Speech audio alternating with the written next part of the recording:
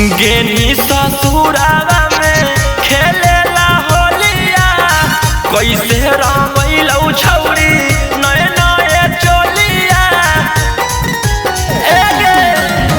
गेनी ससुरावा में खेलेला होलिया कैसे रंगैलौ छौरी नए नए चोलिया। मन भरलौ की फगुआ उजार हो गेल। भतरा नहीं छुलकौ सब बेकार हो गेल। देवरा डलल कौ त पार हो गेल। चिजवा पर हमर छोड़ा मार हो गेल। देवरा डलल कौआर पार हो गेल। देवरा डलल कौ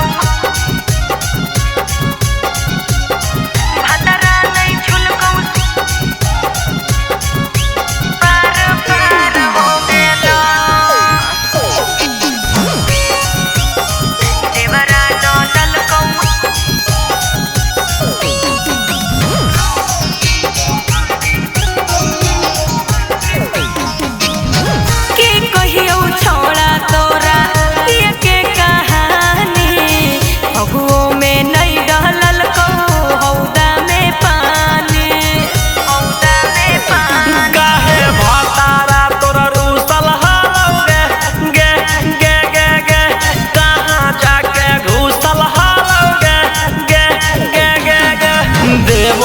के सब अधिकार हो गेल।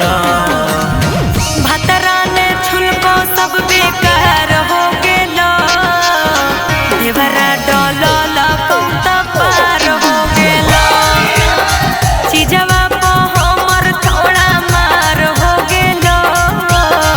देवरा डलल कौआर पार हो गेल।